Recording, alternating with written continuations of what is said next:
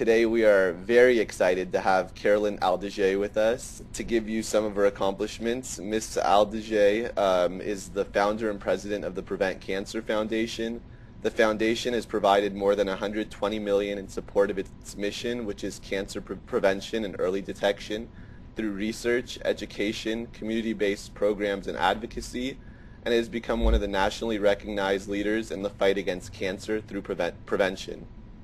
Ms. Aldige is the member of the National Coalition for Cancer Research, having served for 8 years as its president. She also serves on board of directors/advisors of 6 National Cancer Institute designated cancer centers and is a member of 4 additional nonprofit cancer-related organizations. She has been a member of Sea Change since its inception. For her many contributions to the Washington, D.C. community, Ms. Aldige was named the Washingtonian of the Year in 1996. She is the only individual who has received this public service award from the American Association for Cancer Research, the American Society of Clinical Oncology, and the American Society of Preventative Oncology. Wow. Great job, Ms. Aldige. Oh, thank you. I'm not sure who you're talking about, actually. So first off, what made you get involved in the field of cancer advocacy? I started the foundation back in 1985, a year after my father died of cancer. And while he was undergoing a modest amount of treatment for the disease, because it really was not a very treatable form of cancer, I had 2 young children, and we moved in with him and took care of him. And as I like to say, I watched him lose his life inch by inch.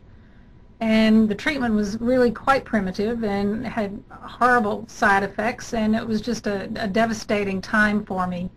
So I decided that I wanted, after I did quite a bit of reading after he died, I found out that cancer wasn't really a disease that most of us thought in those days. It just happened, and that was only 25 years ago. You were either going to get cancer or you weren't. I mean, we certainly all knew about the dangers of smoking, but beyond that, I think very little was known about cancer prevention, risk reduction, and early detection for that matter. So I decided that I would become an advocate for cancer prevention and early detection, because there were, even in those days, there were a lot of cancer-related organizations, but really none of them was focusing exclusively on cancer prevention and early detection as the best way to fight this disease. I mean, after all, isn't it more humane to keep somebody from getting the disease, or to find it early when it can be more successfully treated with fewer side effects and fewer toxicities than it is to treat stage 4 disease? I think that the answer, that's a rhetorical question, actually. But for that reason, for 25 years, I have been an advocate for cancer prevention and early detection research and education. So how did you get started with the organization? How did you build it up to become one of the premier organizations in the country?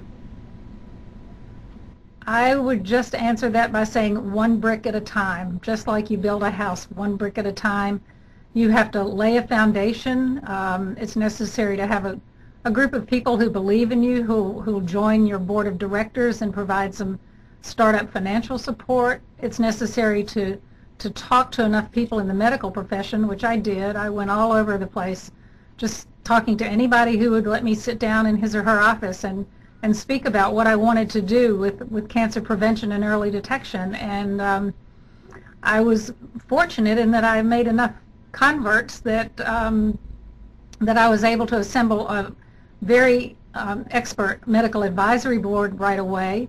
And one thing led to another. One person led to another. Pretty soon we had a national medical advisory board, a national board of directors, and many, many national programs.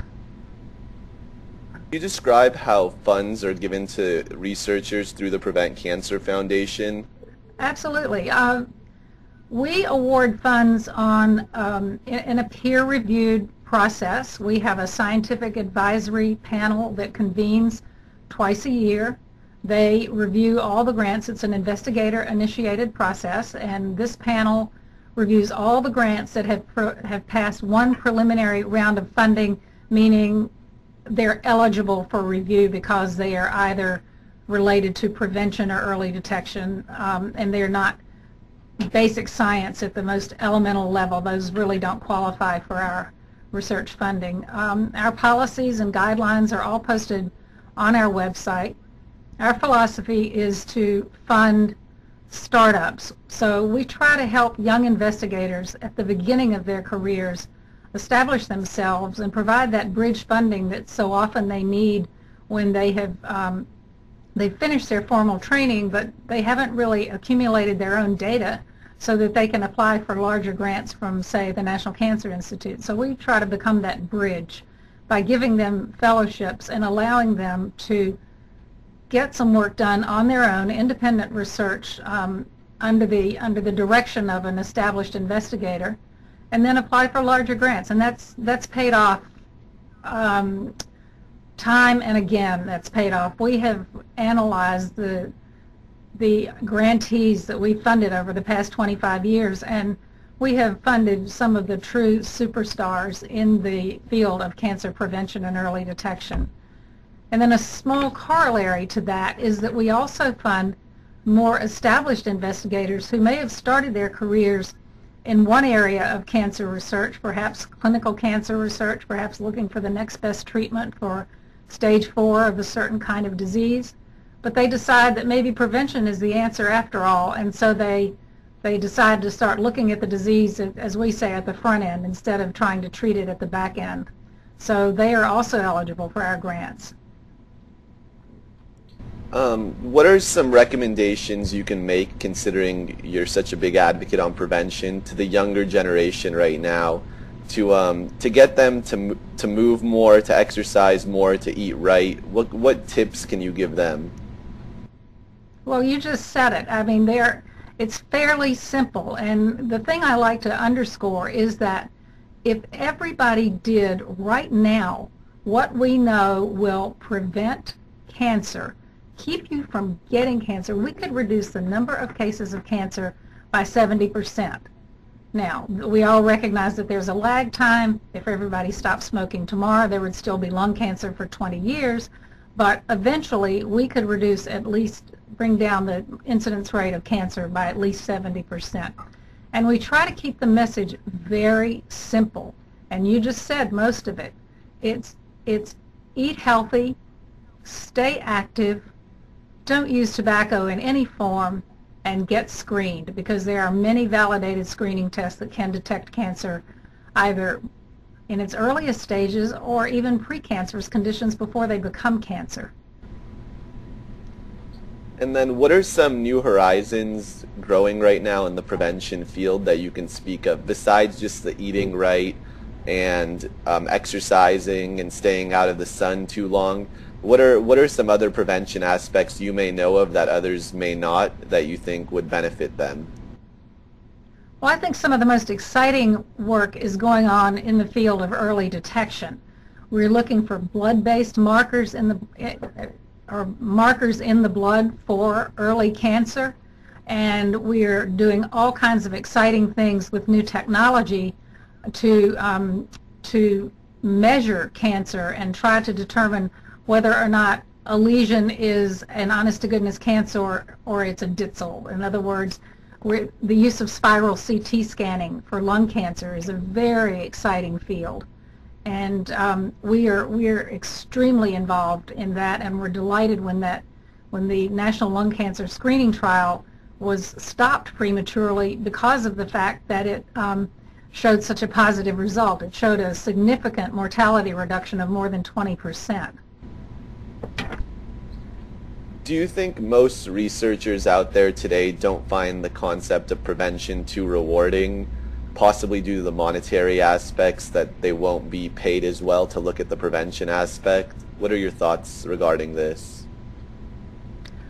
I think that's just a matter of opinion, and I think that people have not been converted to what I say the power of prevention. So they're still really focused on treatment of late-stage disease, on finding that magic bullet. But I think more and more they're coming around to realizing that early detection, prevention, we know so much already about prevention. And so the exciting research in primary prevention, which means you don't get cancer in the first place through your behavioral choices. The behavioral research is really exciting because it's one thing to have knowledge about changes you can make. It's another thing, as you know, to change your attitudes. But it's yet another thing to change your behavior. And so it's some of the most exciting work is really going on in the behavioral arena to figure out how to get people to act on what we already know that can help them reduce their risk of getting cancer.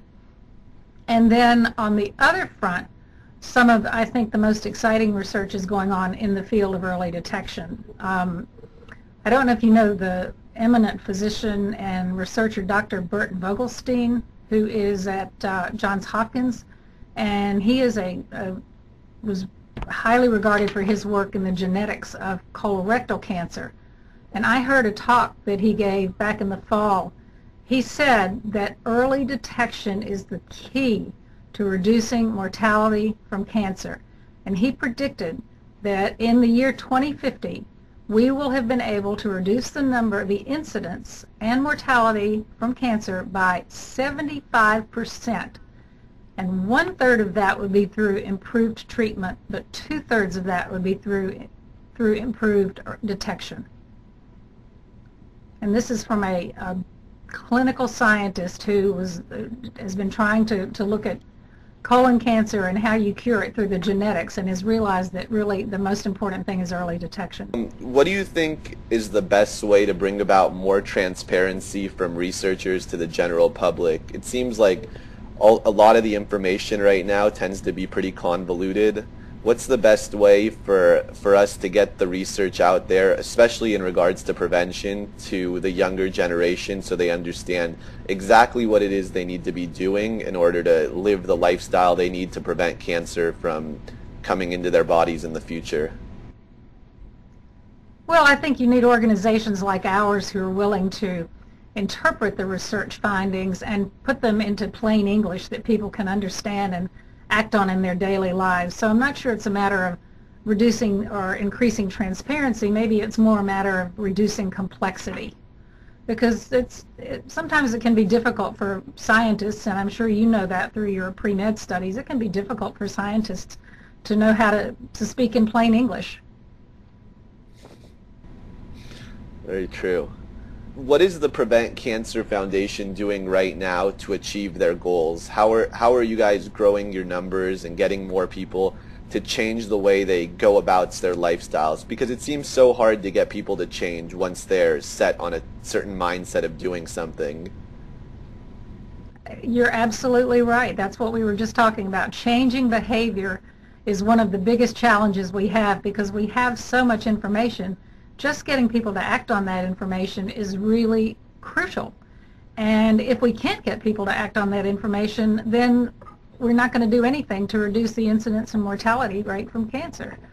So it's a challenge, but we're trying to use as many of the new channels of communication as possible. We're trying to communicate obviously through our website, through social media, and certainly through social media you reach a younger audience. You also want to reach young parents so that they can help their children choose habits that are healthy early on and help guide them towards the healthy choices they need to be making. Because in the beginning, parents are the most important influence, for example, of whether a child is going to smoke or not.